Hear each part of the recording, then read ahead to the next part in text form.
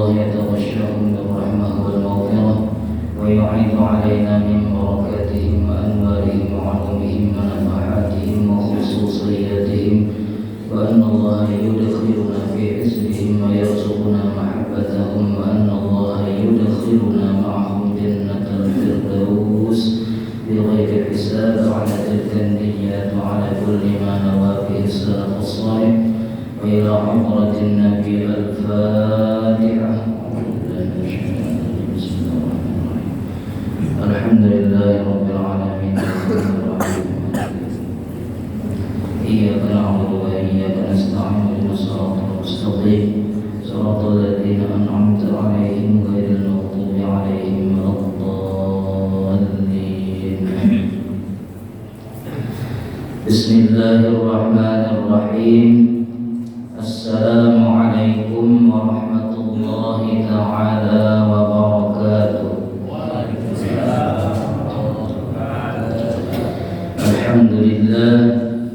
الحمد لله الذي جمعنا في هذا المكان والصلاة والسلام على سيد ولد عدنان سيدنا ومولانا محمد وعلى آله وأصحابه ومن تبعه إلى آخر الزمان. أما بعد.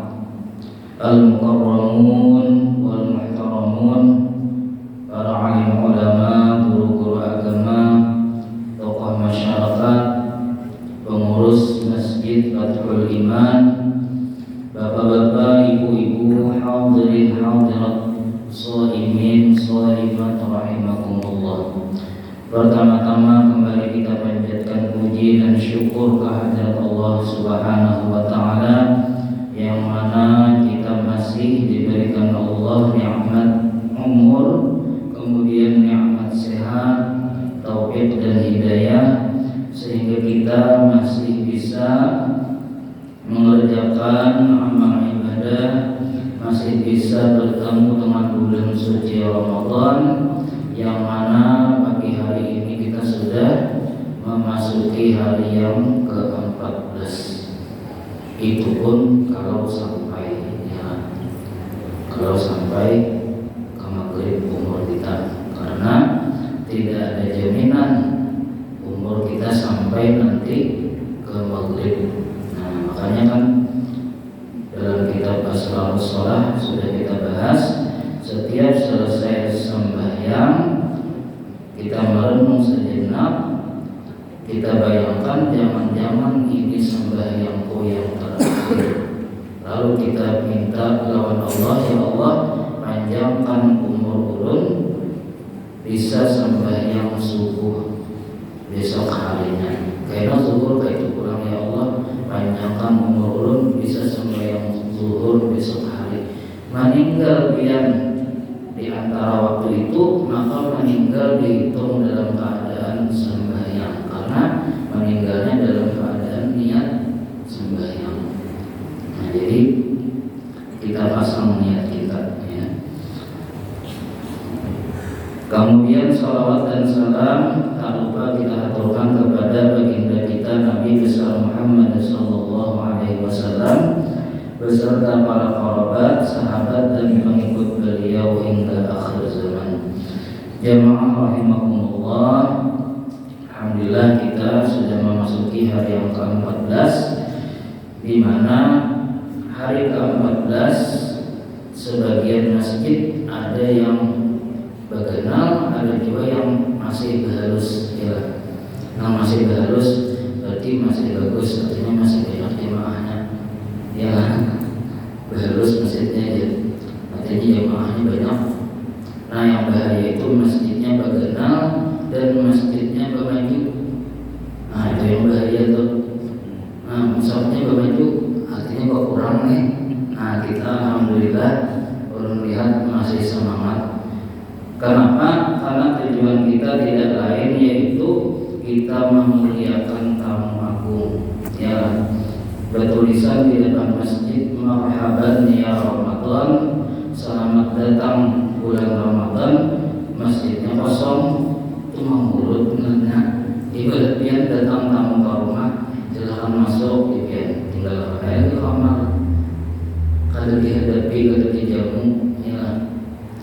jadi harusnya Pak, kita menyambut bulan Ramadan, kita sambut, kemudian kita jamu. Bagaimana caranya? Nah, caranya diantaranya seperti yang kita lakukan sekarang, yaitu dengan memakmurkan masjid. Kalau sebelum Ramadan sholat 5 waktu mungkin hanya 1 shaf, setelah datangnya Ramadan penuh masjidnya sebagai bentuk bahwa kita memuliakan bulan Ramadan. Nah, dengan harapan mudahan tamu agung ini datang lagi tahun yang akan datang. Ya, maka tamunya ini membawa oleh-oleh yang sangat banyak. Ya, apa oleh-olehnya? Awwaluhu rahmah. 10 pertama oleh-olehnya rahmat daripada Allah. Wa awsatuhu maghfirah. 10 yang kedua malam 14 termasuk nih, mulai malam 11 itu apa? Maghfirah, keampunan dari Allah. Wa akhiruhu itqun minan nar. 10 yang terakhir kebebasan dari api neraka. Makanya datang bulan Ramadan, iblis dan pasukannya itu luar biasa marahnya. Kenapa? Karena 1 tahun mereka menggoda kita, gara-gara bulan Ramadan habis sia-sia usaha mereka karena dosa kita diampuni. Makanya kalau ada saudara kita meninggal di bulan Ramadan, patut kita berhusnuzan bahwa beliau meninggal dalam keadaan husnul khatimah. Kenapa? Karena barangkali beliau sudah diampuni dosanya. Jadi alhamdulillah kita masih berada di bulan suci Ramadan. Jamaah rahimakumullah, melanjutkan pembacaan kitab Bidayatul Hidayah, di mana hari ini kita sudah masuk halaman 21, masih mukadimah sedikit lagi. Bismillahirrahmanirrahim. Qala al-musannif rahimahullah wa nafa'ana bi'ulumihi fid dharain amin. Di sini disebutkan bahwa ketika kita ingin melaksanakan ibadah, maka kata Imam Al-Ghazali patut kita perhatikan adab kita. Jadi kada sekadar ibadah, kada sekadar benar, tapi juga baik. Ya, sembahyang sahlah sembahyang berbaju apa? Kada berbaju. Dalam fikih bagian kada berbaju sah ya, jujur aja. Tapi baiklah, kada baik. Sembahyang pakai kaos oblong sana saja. Cuma secara apa adabnya, baiklah kita menghadap Allah pakai baju. Kalau kira-kira dia menghadap gubernur aja, misalnya pun pakai baju kaos sembahyang. Jadi apa? Kalau kita menghadap pejabat saja ada protokolernya, ya lah. Pakaian harus seperti ini, apalagi kita menghadap Allah. Itu baru dari segi pakaian. Belum lagi apa? Hati kita. Nah, ini yang disampaikan oleh Imam Al-Ghazali. Kata Imam Al-Ghazali,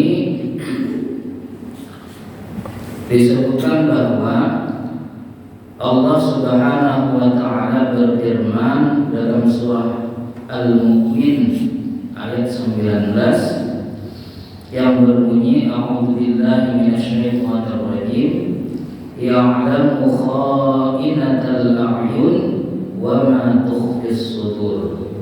Artinya Dia Allah mengetahui pandangan mata yang khianat dan apa yang disembunyikan oleh hati. Jadi kita sembahyang kisahnya sujud, padahal justru kita sujud kepada diri kita sendiri. Kayak apa kisahnya? Sujud tapi rasa harap, ya aku jadi imam misalnya, ya kayak imam kita ada misalnya nih, belum saya jadi imam imam lalu suara bagus, bacaan fasih misalnya, lalu sama masjidannya dipakai yang taharat bacaan misalnya, itu Allah tahu wa ma tukhfis sudur, apa yang ada di hati kita. Ya Allah ikam kada bujur-bujur Allah akbarnya, di hati kamu masih anak akbar, aku nang besar, bukan Allahu akbar, bukan Allah yang maha besar. Jadi adabnya jangan sampai mulut mengatakan la ilaha illallah, tapi seakan-akan di hati kenyataannya seakan-akan la ilaha illa ana, seakan-akan kada ada Tuhan selain aku, seakan-akan di mana maknanya jadi seperti itu karena ini merasa tadi ingat mengharap. Bayangkan waktu sujud tadi itu masih harap, makanya kayaknya berdiri, sama pada sujud masih merasa harap, sama pada sujud itu kita hina berterang, kada ada yang mulianya. Cuma kebetulan kita terbanyak di julungi nikmat itu yang pada samain nikmatnya pada pinjaman dari Allah. Ibarat kita tuh sama-sama dijulungi bos, cuma kebetulan bos ini menjulungi terbanyak kawan kita, lalu kawan-kawan, jadi kawan sama pada pinjaman tuh banyak yang sombongkan jadi hati-hati Jadi ketika kita beribadah, ingatkan Allah tahu isi hati kita. Dan firman-Nya lagi, fa innahu ya'lamus sirra wa akhfa. Artinya Allah Ta'ala mengetahui segala rahasia wa akhfa, dan yang lebih tersembunyi lagi. Sir itu sudah rahasia, ada lagi yang lebih rahasia, akhfa, yang lebih rahasia Allah tahu. Ibarat hati kita itulah bertingkatan, di atas tanah, bawah. Di atas nih hati kita, aku memuji Allah, tapi di dalam lagi saya ikut hartulah aku nih. Ada maka dalam lagi ibarat bahasa orang lain itu motifnya kada bujur-bujur hendak beribadah, ada yang di dalamnya itu lagi niat yang lain. Apalagi yang musim makan hijau yang lagi viral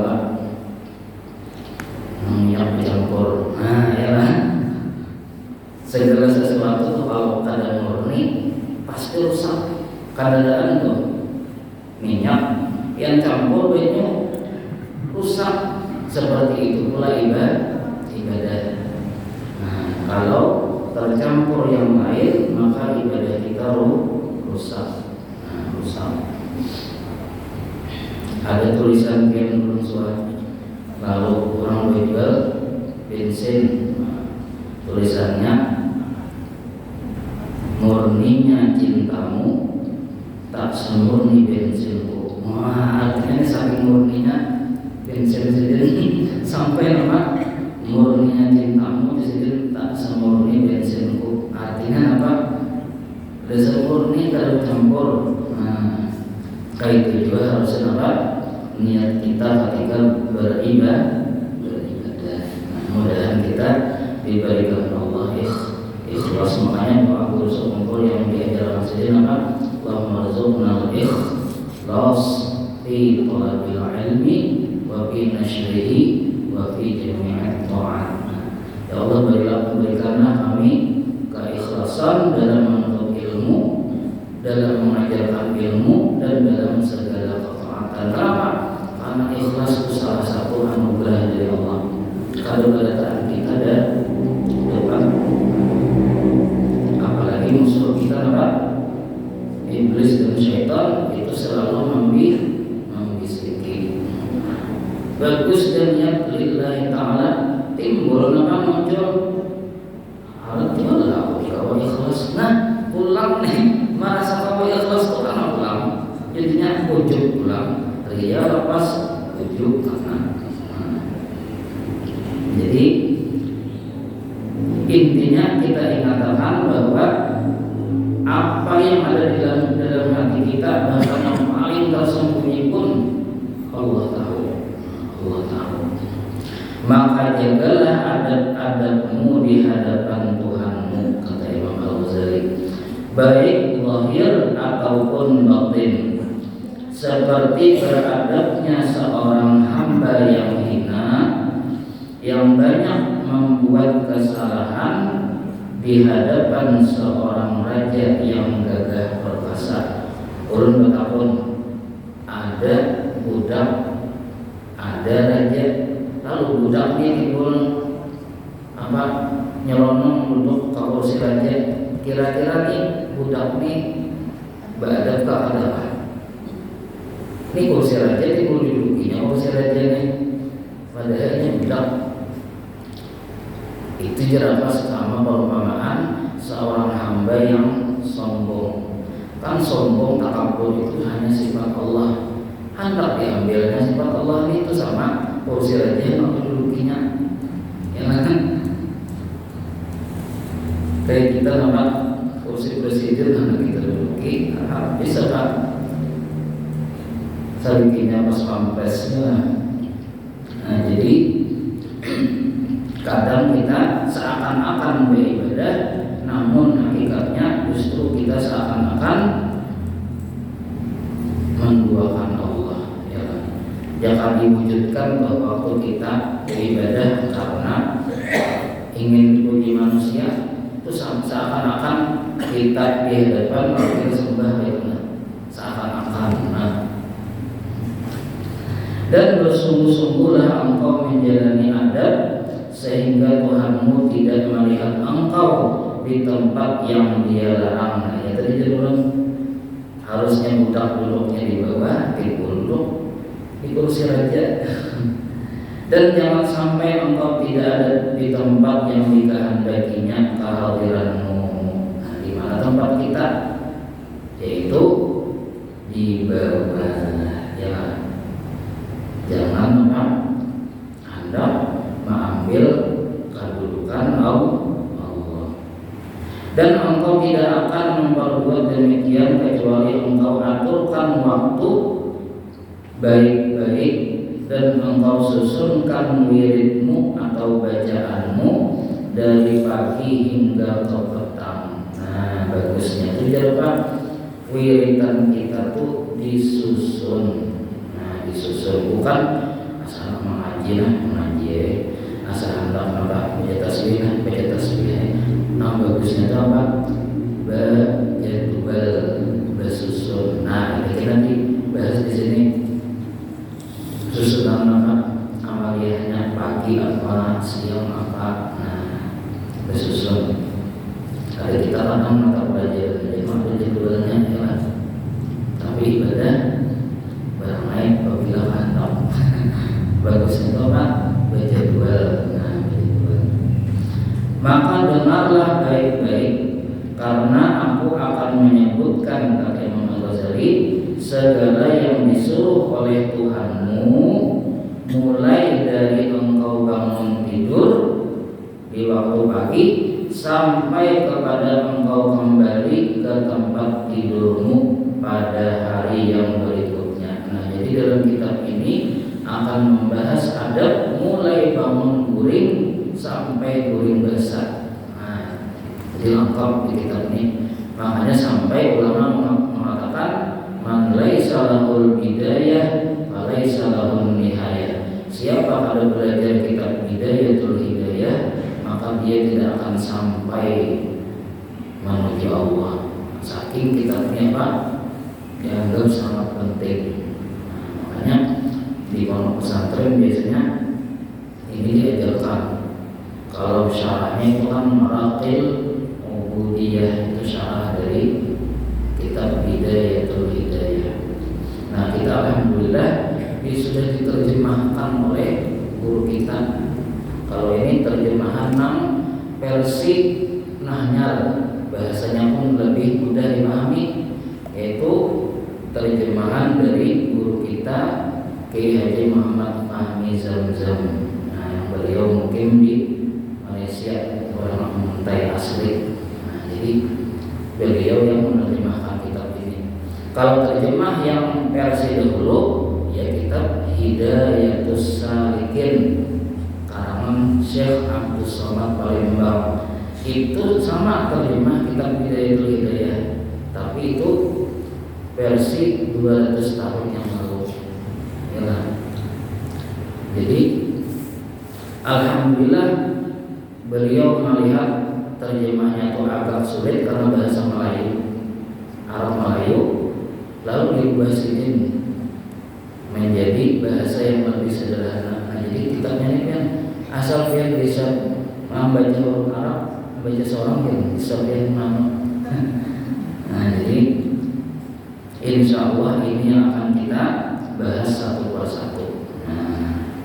Nah, lalu kita masuk kepada pembahasan yang pertama, yaitu adab bangun dari tidur. Nah, adabnya apa yang kita lakukan bangun guring? Mencari HP kah? Mencari bini nggak? Jadi belum bini, tak saya mau HP belum ada aku bangun HP yang mencari yang pertama. Iya lah. Padahal dari itu boleh, cuma kita kan terbiasa nampak melihat jamnya, melihat waktu. Namun harusnya apa yang kita lakukan pertama kali adabnya? Nah, lalu di sini kata Imam Al-Ghazali, hendaklah engkau berusaha supaya dapat bangun dari tidur sebelum terbit fajar. Nah, adab pertama, bangunnya jangan lewat dari subuh. Jadi bangunnya sebelum azan subuh. Itu adab pertama. Berarti mau bangun orang sudah azan, pasti dalam pertama nih. Jadi bangunnya sebelum terbit fajar, artinya sebelum azan subuh. Apalagi apa? Mandi sebelum azan subuh, itu jarak luar biasa manfaatnya, kesan kesehatan. Ulun dulu yang termasuk yang kena mahkut sampai dulu masuk rumah sakit 10 hari karena obat apa. Lalu apa? Disuruh bangun sebelum subuh, lalu minum air hangat. Nah, yang kena mahkut jadi bangun, bawa kumur, minum air hangat, imbahnya tuh keluaran tuh lendir-lendirnya yang menyebabkan asam lambung naik tuh. Nah, imbah itu bagian satu tulang, makan awak nih supaya stabil, hanya mandi. Jangan bangun dari tempat kamu langsung orang mandi langsung berubah. Hati-hati biar bersih kemudian langsung nambah karena tubuh kita belum stabil. Nah, yang bagus itu apa? Duduk dulu. Tapi pun bangun orang sudah komat, nah gitu kan bisa apa? Mancep, langsung ke WC, langsung wudhu. Pak mesin buka pulang, yang sampai ke mesin Allahu Akbar, ya bahir. Nah, kamu tak beresap. Jadi adab yang pertama, bangunnya sebelum terbit fajar. Dan hendaklah zikrullah yang mendahului segala sesuatu. Nah, ini adab kedua. Bangun guring, membuka mata, apa yang dilakukan pertama kali? Zikir kepada Allah. Baik di hatimu atau di lidahmu. Baru tak kumpul nih nyawa misalnya hanya setengah sekali rohnya. Baru bujur-bujur bangun misalnya karena Allah membaca belum di hati dalam minimal Imam Ghazali ini. Dan bacalah doa ketika itu. Apa doanya? Nah, kita hafal bacaan cuma di sini panjang bacaannya. Nah, bagusnya itu biar menghadap dapat fadilat ini bangun. Ada di kitabnya juga. Nah, jadi kamu baca lagi. Nah, saya ada hafal nih. Apa bacaannya? Alhamdulillahilladzi ahyana ba'dama amatana wa ilaihin nusyur. Sampai situ hafal bacaan. Nah, lalu sambungannya asbahna wa asbahal mulku lillah wal 'udhratu was sultanu lillah wal 'izzatu wal qudratu lillahi rabbil alamin. Asbahna ala fitratil Islam wa ala kalimatil ikhlas wa ala dini nabiyyina Muhammadin sallallahu alaihi wasallam wa ala millati abina Ibrahim hanifan muslima wa ma kana minal musyrikin. Allahumma inna nas'aluka an tab'atsana fi hadzal yawm ila kulli khairin wa na'udzubika an najtariha fihi su'an aw najurrahu ila muslimin. Allahumma bika asbahna wa bika amsayna wa bika nahya wa bika namut wa ilaika nusyur. Nas'aluka khaira hadzal yawm wa khaira ma fihi wa na'udzubika min syarri hadzal yawm wa syarri ma fihi. Nah, ini bacaannya lumayan panjang. Ya lah. Mau kada hafal bawa tulisannya. Ya lah. Bawa tulisannya. Artinya segala puji bagi Allah, Tuhan yang menghidupkan kami setelah mematikan kami. Kenapa? Karena mati tidur akhul maut. Tidur itu saudaranya mati. Bedanya kalau tidur bangun lagi, kalau mati kada bangun lagi, itu dia bedanya. Mungkin gue kalau bangun lagi mati ambil. Cuma untung bangun pulang basah. Ya, makanya disebut an-naumu akhul maut. Tidur itu saudaranya mati. Nah, lalu kita mengucapkan alhamdulillah, alhamdulillah segala puji bagi Allah yang menghidupkanku setelah mematikanku. Artinya waktu guring tadi kan sama mati, tapi alhamdulillah bangun lagi. Dan kepadanya kami akan kembali. Telah berbagi-bagi kami dan telah berbagi-bagi segala kerajaan itu bagi Allah Ta'ala. Segala keagungan dan kerajaan itu milik Allah Ta'ala. Segala kemegahan dan segala kekuasaan hanya bagi Allah Ta'ala, Tuhan sekalian alam. Dan berbagi-bagi kami atas keadaan fitrah Islam dan kalimat keikhlasan, dan di atas agama Nabi Muhammad SAW, dan atas agama Nabi Ibrahim alaihissalam yang selalu dalam keadaan condong kepada Islam dan membenci agama yang lain.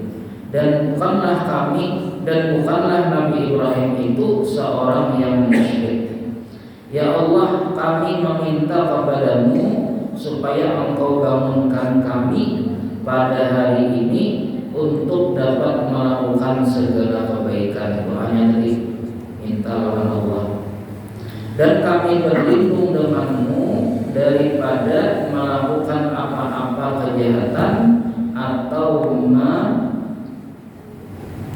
menyibukkan kepada orang Islam yang lain. Nah, jadi jangan sampai Allah belum bangunin timbul maulah orang sakit hati, ya, atau menyakiti orang Islam.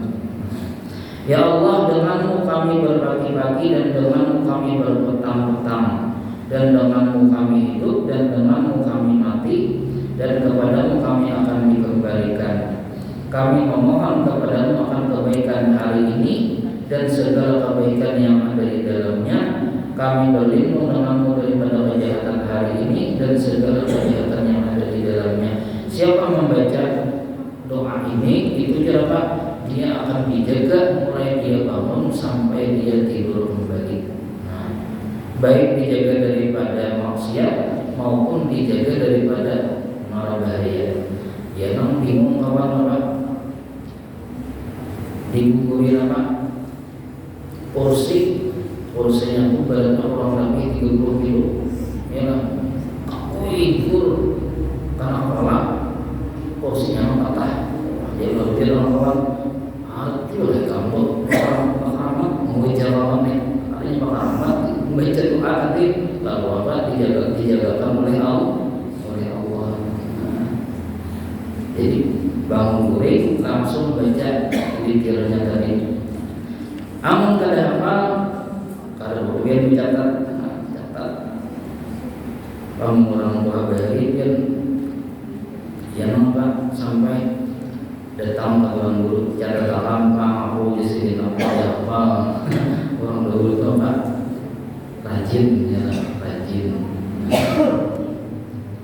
Lalu dan apabila engkau memakai pakaianmu maka hendaklah engkau niatkan dengan dia menjunjung perintah Allah. Nah biar tuntung bangun guring lalu pian baca zikir tadi lalu pian mandi lalu pian mamur baju niatakan menjunjung perintah Allah menutup aurat dapat pian pahala wajib. Muruk baju bara dapat pahala wajib. Kenapa? Karena berniat. Tapi pian kada berniat memuruk baju bara kada dapat apa-apa. Nah, jadi kita hitung-hitungan matematika ada orang sembahyang tahajud 100 rakaat misalnya sembahyang tahajud pian memuruk baju bara tapi berniat tadi gendal pian pahalanya karena pahala wajib sedangkan tahajud tepat sunnah. Nah itu tuh beda.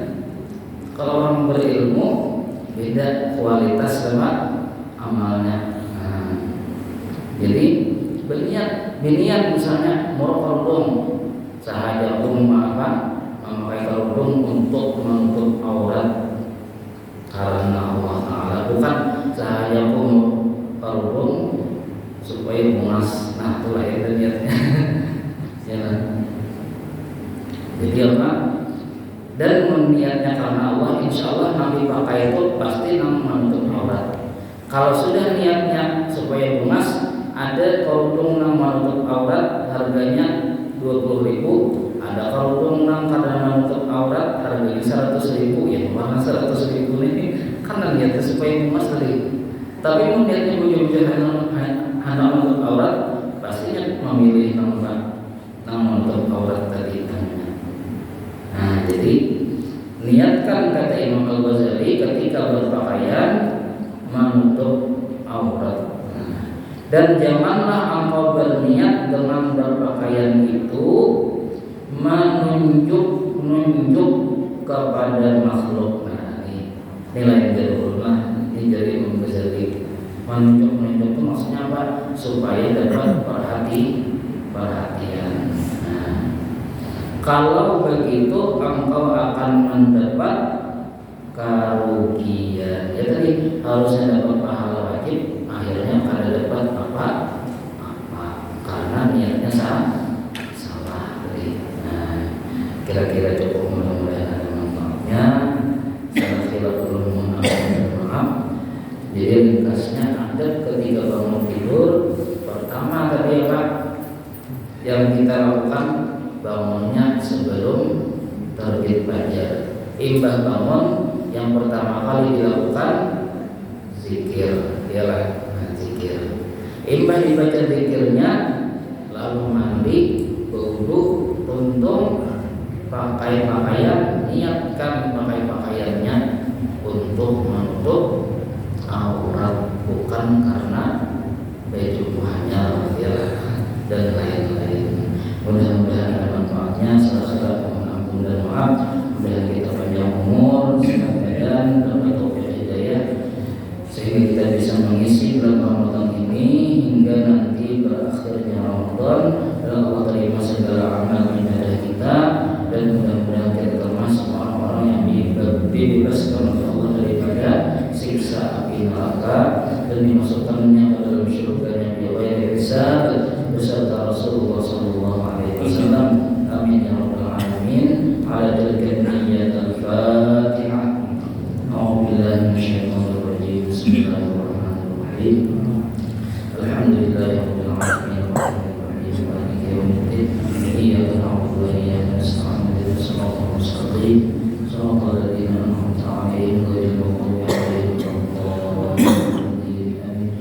Bismillahirrahmanirrahim. Alhamdulillahirabbil alamin. Allahumma shalli wa sallim ala sayyidina wa maulana Muhammadin al-amin wa ala alihi wa sahbihi ila yaumiddin. Allahumma ij'al hadha jam'ana jam'an marhuma wa taqabbal